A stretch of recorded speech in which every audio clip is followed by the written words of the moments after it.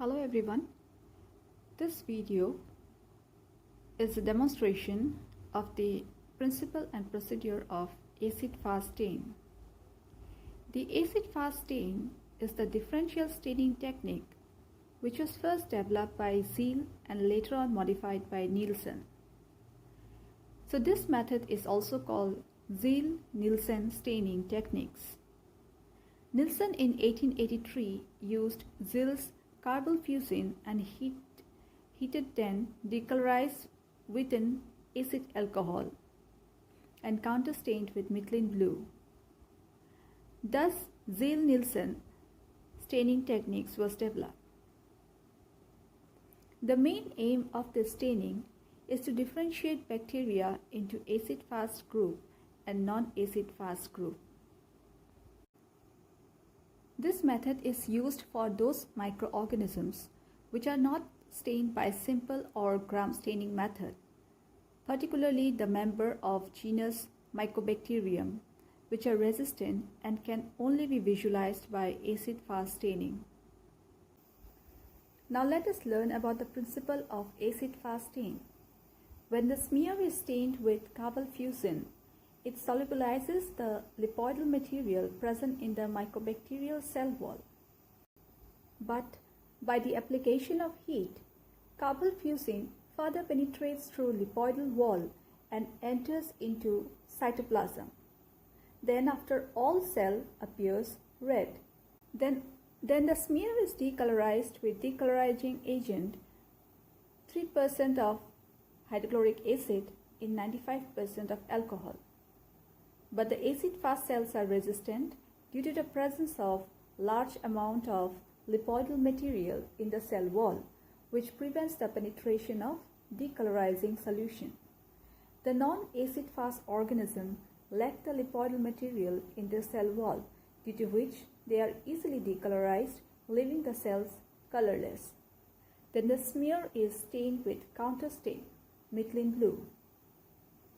Only decolorized cells absorb the counterstain and take its color and appears blue, while acid-fast cells retain the red color. Now let us see the procedure to perform the acid-fast stain. Before staining the bacterial sample, we need to first of all prepare the smear. The inoculating loop is sterilized and the wire of the loop is allowed to be red heated so that proper sterilization happens. The slide is then flamed against the spirit lamp. Distilled water is placed on the sterile and flame slide, and the inoculating loop is again sterilized using the red heat technique.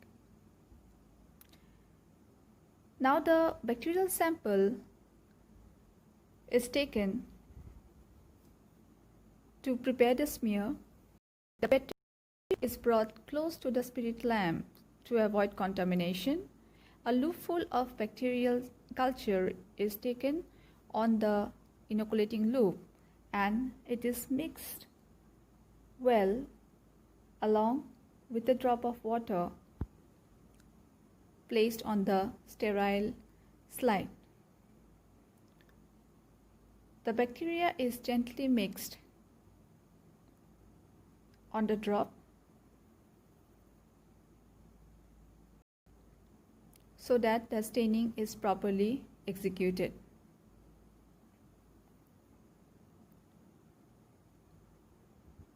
Once proper mixing of the bacterial sample is done with the distilled water on the slide, the inoculating loop is again sterilized by the red heat technique and then it is kept aside. Now the smear that has been prepared needs to be heat fixed on the spirit lamp. This process is very important before starting the staining technique because it accomplishes three things. It kills the bacteria, it firmly attaches the smear to the microscope slide, and it also allows to more readily take up the stain.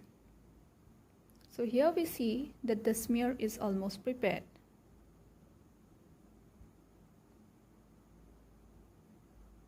So this is the smear that has been prepared on the slide. And now we are ready to perform the staining technique. Now, as the smear has air dried, we will now cover the smear with carbon fusion stain. So this is carbon fusion stain that has been put all over the smear that we have prepared. Now the stain is over a spirit lamp. The heating has to be done until vapor just begins to rise. It should not be overheated. If the stain dries off, we should again put some more carbon fusion over it.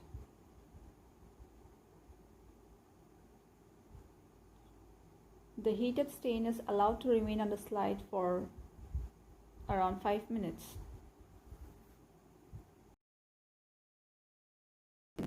Especially if it's carried out over a tray or other container in which highly flammable chemicals have collected from previous staining.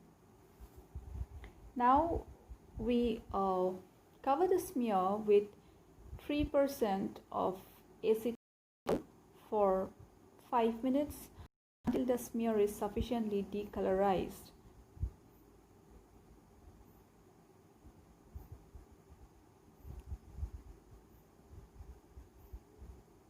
So we see here the carbon fusion stain has all. Now we wash it well with clean water. After washing, the smear is covered with malachite green stain. This is a malachite green stain that we have covered the smear with. We need to let the stain stay over the smear for about 1 to 2 minutes. If the smear is thin, we would require longer time. Allow it to stay for 1 to 2 minutes now, and then stain with clean water.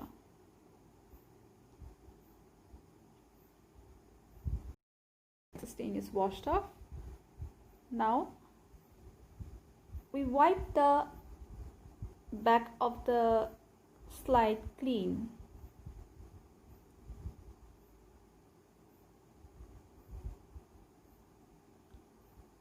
And then we will place it in a place where the smear can air dry.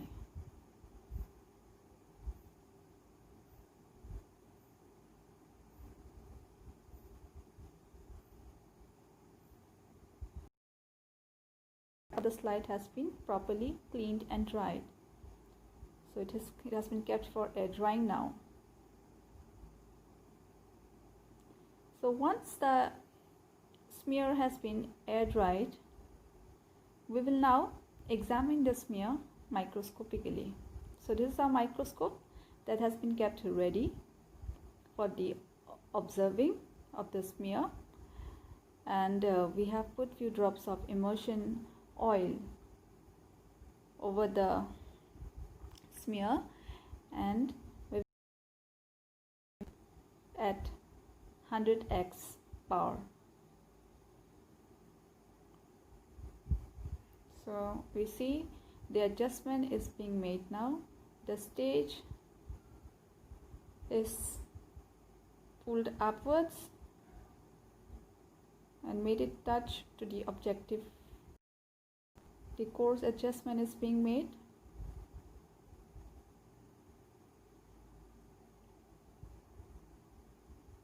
And now the fine adjustment for proper visualization. The stage of the microscope has been adjusted so that the smear is brought in the proper place.